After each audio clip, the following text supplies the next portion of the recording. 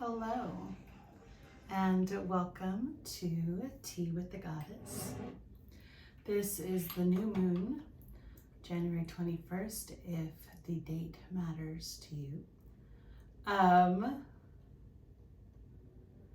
And yes, it is the afternoon with the lovely sun shining in, but today's moon is supposed to culminate at 12:55 p.m. My time. And so for me, for honoring the moon, I'm trying to get it into this time frame. Now granted, by the time you see this, that time will have come and gone, but we are practicing how we want to get this flow. So I hope you don't mind the shadows coming, because I'm not blocking out the sun. I'm very grateful for it. So I attended a live Zoom class this morning, a dance Zoom class through Body Groove. If you've heard of that, it's pretty cool. And I was reminded by myself that just because I'm attending a live event, it doesn't mean that I have to try and fit into a specific form of behavior.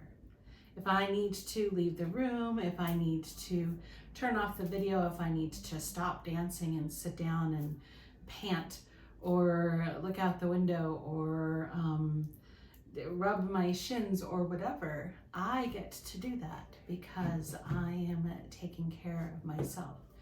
It also applies in obviously physical locations. We get to choose, we get to take care of ourselves, but sometimes it is harder to do when we are live, when we are with other people, whether it is actually physically or through the video, because there is a standard of behavior that we are used to following. You pay attention, we are polite, we give our attention to the speaker or whoever's in charge or whatever's going on, and we participate even if it's not comfortable. But first of all, this is not a live video, so you can pause it and you won't miss anything. Second, it is your choice. You can turn it off if you just don't feel in the mood today, or if you don't like what's being said, if it just doesn't jive. But also in everyday life, we get to take care of ourselves, and punishing ourselves, abusing ourselves, it is a fine line, trying to figure out the proper way to extricate ourselves from a situation or a conversation, or, you know, if we really need to go to the bathroom. I'm not sure if it is a balance of pride in self or confidence in self, as well as understanding that the intention is not to diss whoever we're with or talking to or watching or listening to. The intention is to care for ourselves, to prevent harm to ourselves. And I don't know if it's still an active thing, though I think it is, because a lot of the books that I read will have information, warnings that this might trigger that, these type of situations are going to show up in the book. Things can trigger us, things we did not know. And in this day and age, for me, it's like there's so many more things that keep coming at us and coming at us and coming at us. And anxiety, or depression or fear or frustration or whatever can be just a snap away. You know, the straw that broke the camel's back. So, wow, interesting. I had a really short paragraph on this, but I'm compelled to talk a little bit about it. And if something comes up and it is time to go, We get to take a deep breath, and from a place of caring for ourselves, get up and leave the room. Excuse ourselves. Stop doing whatever exercise, pausing the video, whatever feels right. And it will take practice. It does take practice. Knowing the right way to do it so we feel comfortable after and kind of proud of ourselves. And knowing which things really are triggers and which are the result of not getting enough sleep or boredom or I just don't want to be here today. You know, we practice living every day. So you get to make the choice. You can join or leave, turn on or turn off, stop or start as you desire. As I said, today we are honoring the new moon, and the topic, I believe, is going to be distinguishing myself. That is what I've spent a few minutes. I have a bit of an outline. We'll see how that goes. And today's tea is Twinings. Yes, Twinings Lady Grey, decaffeinated. And the cake is, I don't know if you can see it, a s'mores cake from Safeway. So we'll see how that goes. So make sure you have everything you need, and let's get started. And settle into a comfortable position.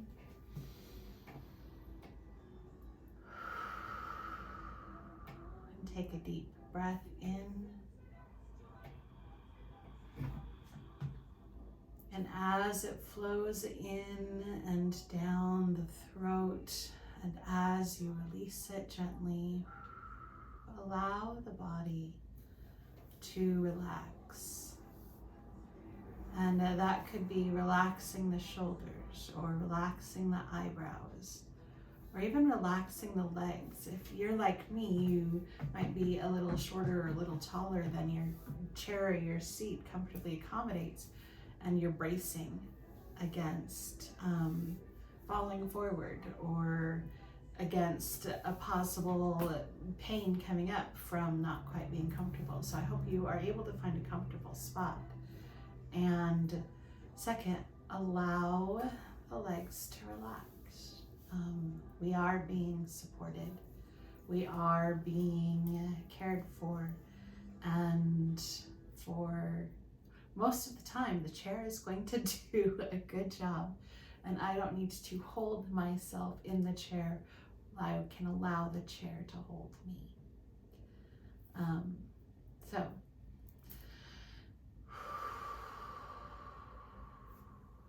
and breathing in, feel the chest expand, and exhale, releasing all those little niggly bits inside, just letting them go for this space. And inhale. Feel the breath reach to the fingers and the toes. And exhale, bringing our attention to this time and this place, this center of our beings, where nothing but love can join us. And nothing but love can come from us. At this time, we invite our guests, the Divine Feminine, and any others who wish to join us. If you're like me, people in your family or in your circle have recently died, transitioned, or are in the process of transitioning. I actually like to invite them as well, just to attend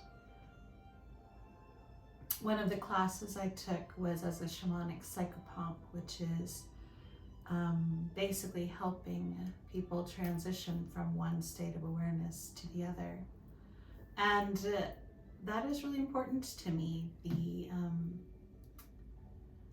death is not something yet that we are all comfortable with. It is something that many of us still try to push off and hold off. And even me in my words, I mean, I feel it, you know, in my body. I'm like, oh yes, but I'm never sure about what the other person is feeling and if they're looking forward to the transition or if they are clinging to life. So it is so easy to say, oh, you'll be fine. Oh, tomorrow will be a better day, which either way, it is. They are. That is my perception and my truth.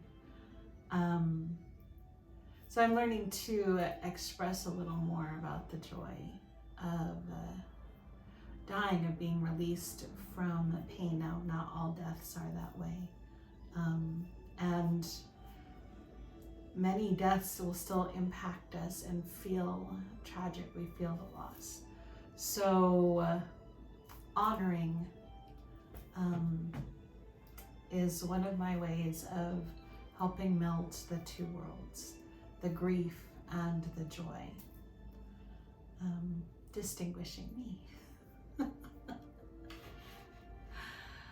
So welcome everyone to our tea with the goddess. Like I said, it is like 45 times now. It is the new moon, and the new moon is a time for both releasing things and starting new things. As a cycle, it tends to be the same. Some things that we release and it simply creates a space for new things to come in. Some things have to be ended before a new thing can start. So the new moon is about that. We wane down, yes, into releasing things that need to be released or even finished. And then we wax up into completing something or being at the pinnacle of some event. Because every event is like a cycle. There is the beginning, the putting the energy into it, and then there is the grand middle, where it's all fabulous and lovely. We're in full bloom, we're going hard, we're passionate. And then there is the end, whether it is of that season or that thought process or that event. So the new moon. Now, interestingly enough, this is also the day of the new solar month. It's around the 21st. We go from one zodiac sign to the next. And today, I was never very positive about this set of signs, but I'm pretty sure we're moving from the earth sign Capricorn into the air sign Aquarius. And I'm never positive if it's Aquarius or Pisces, and of course I didn't look it up. So whatever it is, I apologize to those for whom I got it wrong. I know it's one or the other, but it is an air sign. And that might mean things to some, and it might not mean anything to others. And in the solar year itself, the solar cycle, winter has begun. We are in the winter season. The earth is fast asleep below us. There is more sun every day, which is fabulous, but it is still cold and stormy in many parts of the northern hemisphere. The weather here is strange. This morning it was foggy and cold, and there might be sleet later tonight or possibly snow. But in this part of the world, best of my knowledge, the big storms, the tragic storms, at least in my little corner of the world, are over. So there will still be cold and snow and ice, but there won't be the big things that are happening in other places like Denver, possibly California, for which I am grateful that my space is where it is. Obviously, I love the sunshine. I crave it, kind of like a plant. And I am starting to get more energy during the day for myself. For other people, this may still be a time of relaxing and being calm. It is interesting how our bodies connect to the cycles of the earth, to nature's cycle. It's something to pay attention to. Again, distinguishing ourselves. What makes us react? What triggers us? What, a storm comes in, and do we realize all of a sudden that's why I've had a headache, or that's why this has been aching, or that's why I felt more energized, or whatever. Parts of the moon may bring us more or less energy as our bodies react to the pull. And the sun, maybe some of us are more comfortable in the air signs than we are in the fire signs, because those times of year just have more of a resonation with us. So it is interesting to see how the cycles affect us, to be aware. And some people are really good about, monitoring everything. And some, like me, go, oh yeah, that's right, it's the new moon, that's why I'm more this, or it's the full moon, that's why I'm more that. Eventually that will mean, oh, this is coming, so I can expect this reaction from my body, I can be prepared for it, and I can care for myself in the best way for this slice of my life. Sorry, I was supposed to pour the tea, once you arrived, and so we could all sip while I was monologuing, but I didn't, so I'm doing it now. Cheers. May you always have someone to bring warmth to your life.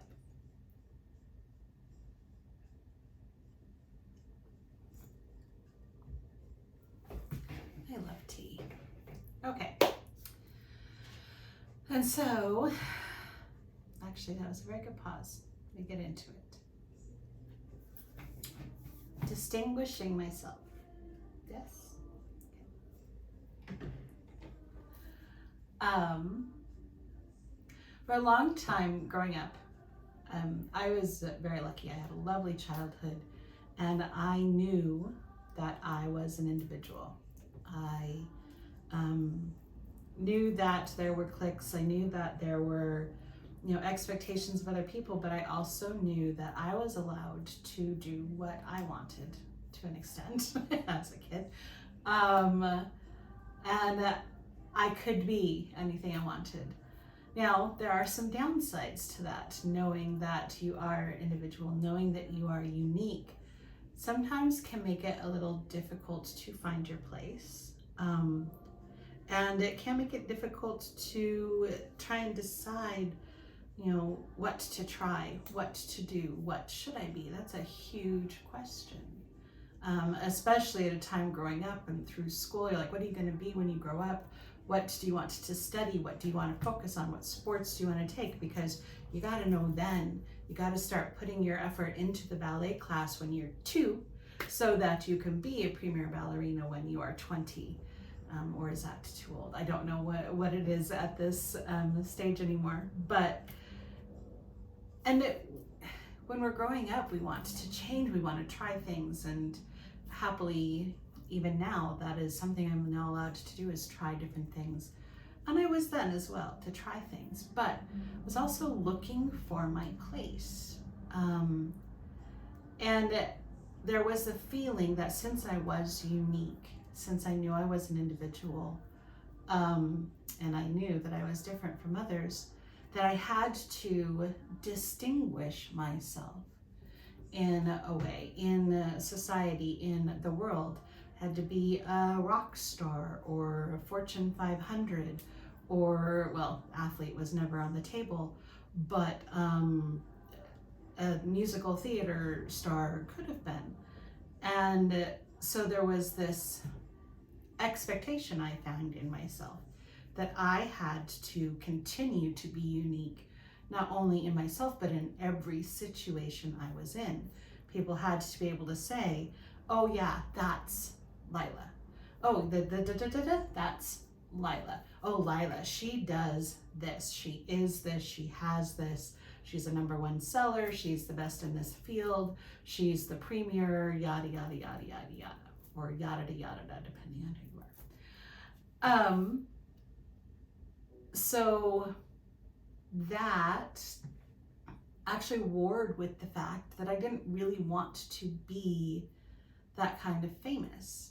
As I was growing up, and the books that I read, the people who were heroes, the people who were stars, people talked about them, people said mean things about them, people picked on them, or people invaded them, and they could never tell who their true friends were, and they always ran into some sort of problem with drugs, or too much money, or not enough money, or lifestyles, and losing themselves in this position, in this label that they had. And that was not something I wanted. Heroes and all the rock stars I read about, and even the great actresses, everything we watch or hear, we want some drama in it. So we hear about the pain, we hear about the arguments, we hear about the devastating moments. And of course in books, the big fights and the broken arms and the tragedies that happen. I wanted no part of tragedies. I still want no part of tragedies. I don't understand why suffering is part of human life, why we brought that into our code, and that is something else. So I wanted a comfortable, content life, but I still felt the urge to be a household name, to be distinguished, to be famous.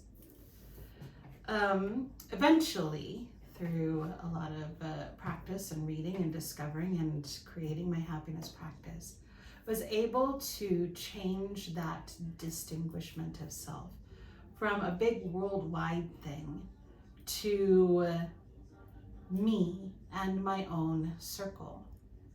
I can still distinguish myself in my small pond. I can be the big fish here. It feels the same here, being a star on a community theater stage, as it does being a star on a big stage, Broadway stage. We're doing the same parts, doing the same lines, feeding off the same energy. So it can have the same sense of accomplishment and wonder and awesomeness. But that still asked me to have a title, to have a place, to be, again, oh, that thing, that's Lila. Oh, Lila does this thing. For a while, I worked in a bookstore. It was the first place I worked that I felt totally at home and actually popular, one of the in crowd. I had long curly hair, and that was kind of my signature. I was Lila with the hair and the romance queen. I was the one who was willing to stand up and say I read romance books. So those were my things. We have labels, we have something that distinguishes us from everybody else. And then I went to another job and met with other groups, and when I was searching for different spiritual places, I was finding it difficult because I would, or even when I was writing, I would, go to a group and say, okay, this is a cool group. Where can I fit in? What spot can I fill? What can my role be? And I would watch them and say, well, they already have somebody who is calm all the time. They already have somebody who gives great hugs. They already have somebody who sings at the drop of a hat. And so I was stopping to take a sip of tea.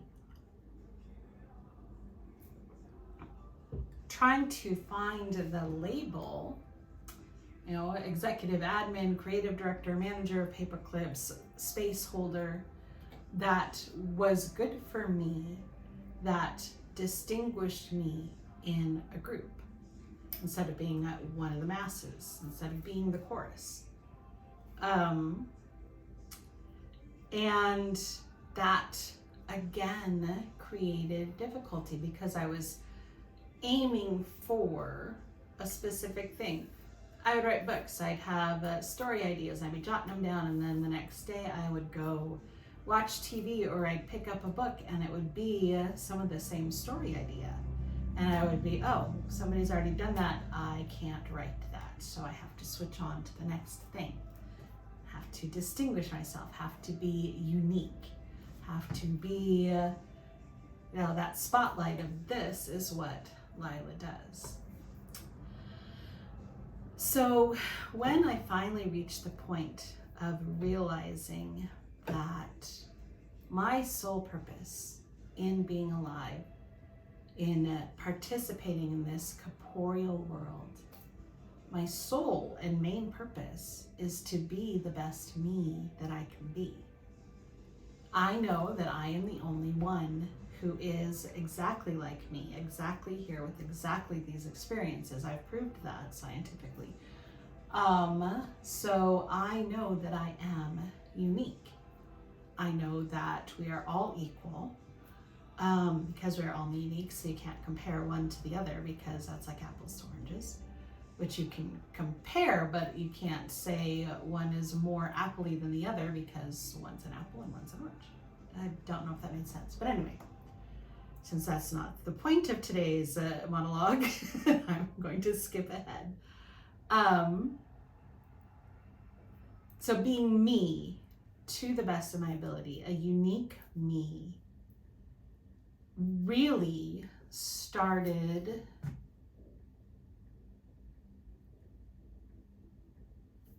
connecting with the distinguishing part, that feels good.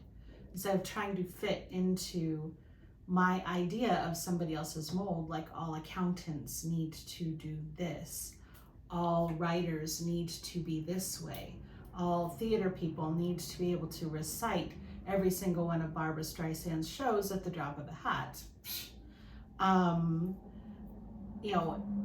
Instead of trying to find a mold that I could fit into and study up on it and be a really good XYZ, I realized that the mold I'm in is myself. I am Lila. And the mold I'm in changes. The Lila I was before my heart attack is definitely different than the Lila I am after.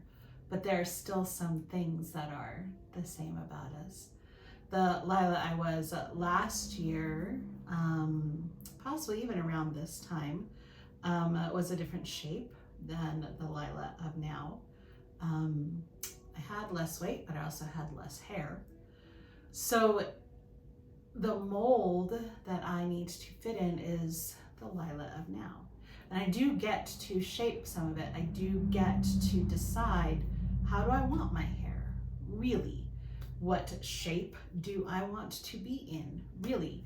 What choices am I willing to make? Am I willing to not eat this delicious cake in order to wear those awesome clothes? Or am I going to give myself a little more time to be able to wear those awesome clothes? I get to decide, which is all about doing it for me, but it's still not distinguishing me in a way, but is it? And this is, the circle I've been in for the last couple weeks. And then I remembered a scene from a book written by Terry Pratchett. And this is where we all say, may he rest in peace. And Terry Pratchett wrote The Discworld. It's a fantasy series, satirical, lovely, awesome, amazing. There's something for everybody. This one was one of the first ones I read, and it was Witches Abroad. And I'll try not to give too many spoilers, but in one scene towards the very end of the book,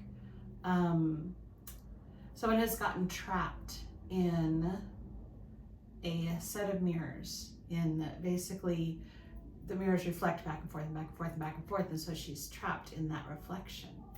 And the keeper of the gates says, she's like, how do I get out? And he says, you have to find the real you. And so there's more than one person in there. One person goes running off, touching all the mirrors and, this is me, no, this is me, no, this is me, because it reflects a different bit of herself at different times in her life. And there's the happy and the sad and the up and the down and the piano player and the writer and the singer and the accountant and the bookseller and all these different aspects of life. And so if you don't want the spoiler, plug your ears, la la la, but it's kind of relevant. The other person said, well, this one's me. And she touches her actual physical self. It is not that being out there, not the thing on the, not thing, person on the screen, but here, in this body, in this space, in this moment in time. And when I can distinguish that, when I can say, yes, I am here, I am me in this body at this time, then I am able to know what I need, know what I want to look like, know what I want to feel like, know what I enjoy doing. I can do what I'm doing to the best of my ability at that time. I can be the best grant manager in my little space because I'm doing it my way. I don't even need to be the best. I just need to be the best me. And then the jobs that come my way, the people that come my way, the books that come my way are there to improve me, to feed me, to help me research something else so that I can bring more awesome bits of me in. Remembering and always realizing that it's me that's doing it, not, oh, I don't have any up yet, the person in the photo, which is not there. Not the girl who wore those clothes yesterday, not the person who ran around grade school going, I am unique, but I don't know what I want to do. Not the person who even wanted to be a nun or sang at her graduation or tripped and fell and made a fool of herself in front of everybody in the gym. I am none of those people. I am me here in this moment, speaking to you whenever and wherever you are in this moment. This is time travel, people. So the distinguishing me is remembering in every moment that we're in that it's this. It's me, it's here. It's not what I think people think. It's not the position I'm trying to fill. It is not the role that I'm playing. It is not the being polite for a Zoom call. And this is how it's supposed to be. This is me. This is who I'm doing things for. This is who I'm choosing things for. And this is where I'm getting my truth from. And this is the being who connects with the divine, masculine, feminine, elemental.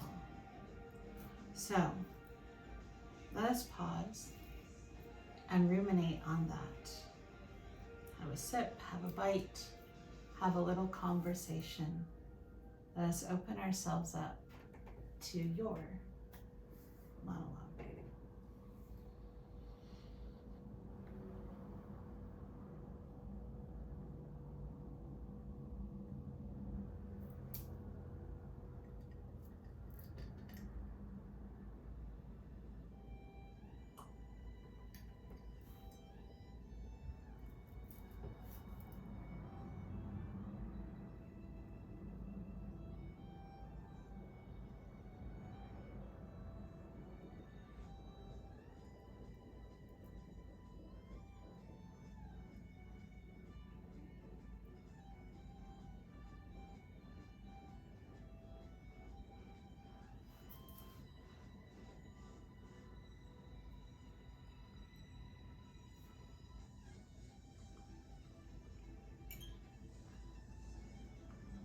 but it's really good cake. Sorry, keep going.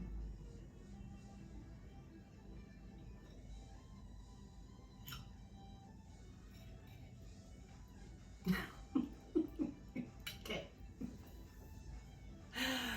Relevant point. Am I actually sitting here listening to someone, some being, some energy, some thought process, or am I counting seconds in my head and laughing at appropriate seconds, as we might to do with people we're not really listening to? The answer is, it doesn't matter. What matters is what you're doing. Are you taking a moment? Are you listening? If you're not sure where to listen, for me, it is, again, in here. The heart center, the brain will brrr. So there's the deep breath to go below the whir and below the randomness and into heart. And there is believing that thought, the thought that I should say this to you, is relevant and real in this energetic moment. And the more we do it, the more we are able to feel the thoughts and distinguish one from another. The easier it is. And the more, I hope this is what you got, because this is what I got, the more we are able to distinguish ourselves in our minds and say, this is me, the more connected we get to the divine, the more we are able to really feel our place, which we have already taken in the grand scheme, in the grand group, in the tapestry of life. We can feel our thread when we are able to stop and listen and be in this moment instead of that moment.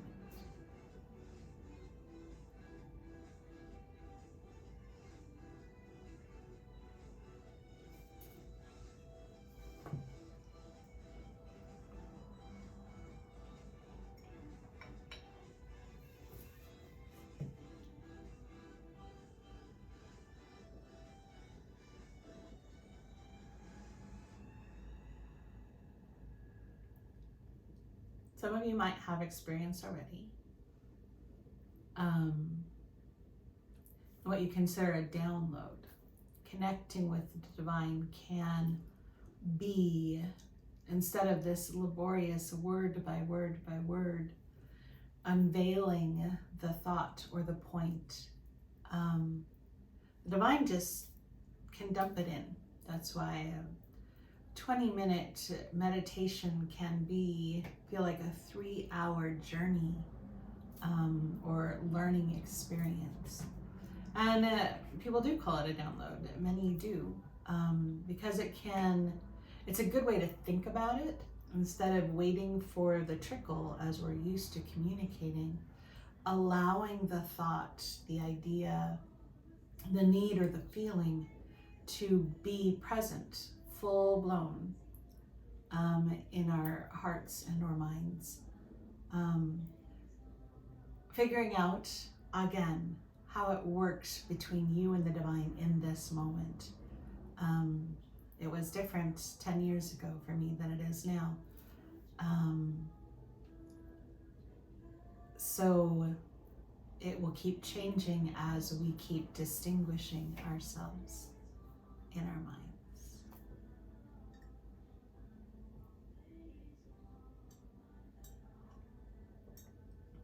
And that, you're right, sorry, forgot that part, is why journaling is often helpful for people, so that they can write down what it is they know in this moment.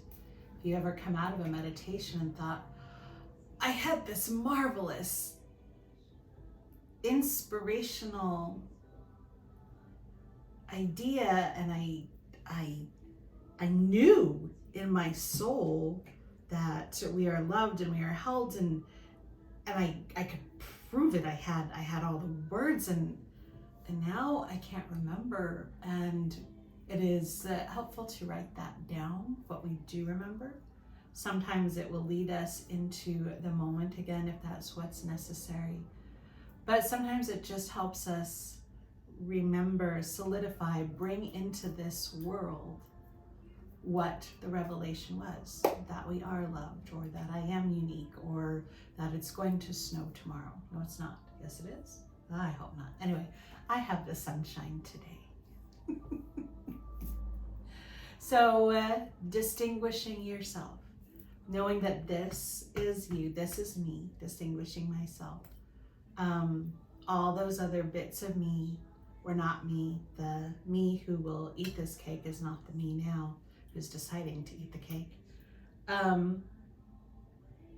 Allowing the communication to appear in whatever fashion, and it may be inspired or triggered through music or just the knowledge, and distinguishing how you retain that to remind yourself the next time that it is needed, so that it can pop up, putting it into this world, bringing it from that world to this world through our amazing bodies. Hope that made sense. Oh, and one of my favorite activities. I don't know if you can hear the runes. They're all in this little thing hiding over here on the side. I know I do not have a fancy camera that can rotate back and forth, so can't see it. And I'm not going to hold it up and do it one hand because then things will spill out and I'll look like an idiot like that. Oh, okay. Well, this is interesting. The one that did spill out on the table is Naiwa's. And it was obviously, well, not obviously, but it was filled out face up. So maybe me and maybe somebody else needs to know. Naiwa's is the need fire.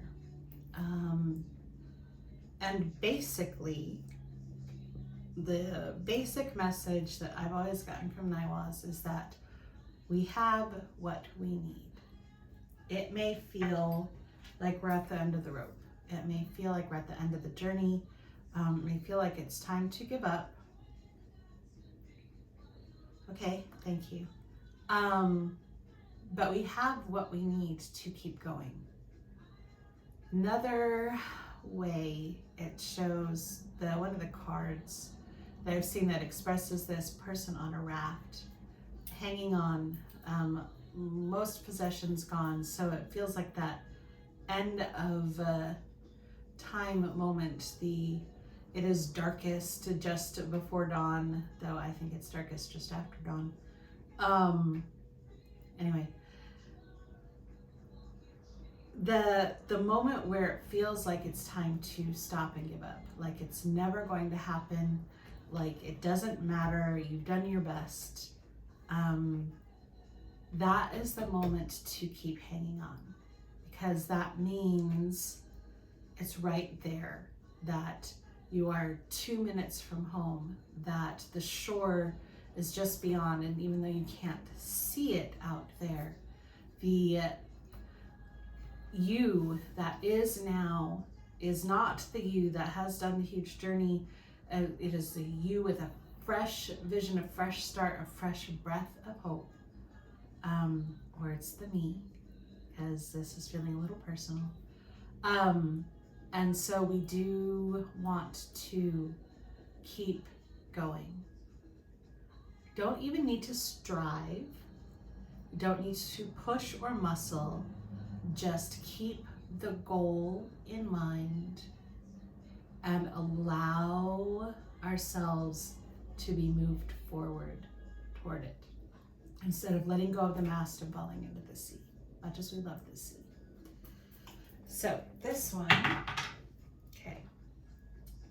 Again, we got this one last time too. This one is Hagala's, except it was reversed. It was face down. That's why I dropped it, so I could tell which way it was going. Hagalaz, again, is the rune of storms. If you were with us last time, I shouldn't say again. This could be your first. Hagalaz is an ice storm. And in the original, it was about, well, the original as I learned it, it was basically about the storm that swept in and cut everything down and swept out again. And anything that's standing was, strong enough to, and what was you continue to need in your life. Hagalaz reversed means that there aren't any storms right now. There's no big decisive moment. The positive about that is that there's no big decisive traumas. There's nothing that's going to boom. The downside of that is that then, as we said in the beginning, things can sneak up, things can trigger, things can build up slowly, like sodium in your system, and all of a sudden you're having an allergic reaction to something. And it's not because this or that, it's because it was the final ounce of this or that. So knowing that whatever is happening, whatever is coming, and it doesn't mean something tragic is coming, just means it's going to be a gentle time, which sometimes means we focus on the little things that are wrong, that we feel are wrong. Whether it is a pain or something we think we could be doing better, or cleaning up around the house or whatever, because there is no big tragedy to deal with, no storm to have to recover from, we can move that focus of do this, do it, be it now, that adrenaline high to the little things in life. And when that happens, when we feel on the edge of anxiety, when we are like, okay, I'm just going to give up, we get to know and understand that if you put your water bottle, it will fall over. That it is not a storm. It is not a big, huge, life-changing event. We can step back. We can set it aside for a moment, and we will always, always have what we need to reach our goal, to move forward. So it is okay to just let go. And this is my spin of the two together, and let the current continue moving us to the shore. I hope that made sense. I thank you very much for joining me, and I hope your tea is good. I hope your connection with the divine is warm, and that you're always able to remember that we are held, we are loved, and we are connected. We are part of something amazing. And so a little song before we go, a little snippet of a song I wrote for a friend who is starting a life-based transition. Your presence warms my heart. Your presence warms my heart. Your presence warms my heart, and it always will. Your presence warms my heart. Your presence warms my heart. Your presence warms my heart, and it always will. Blessings. I hope you have a very good day.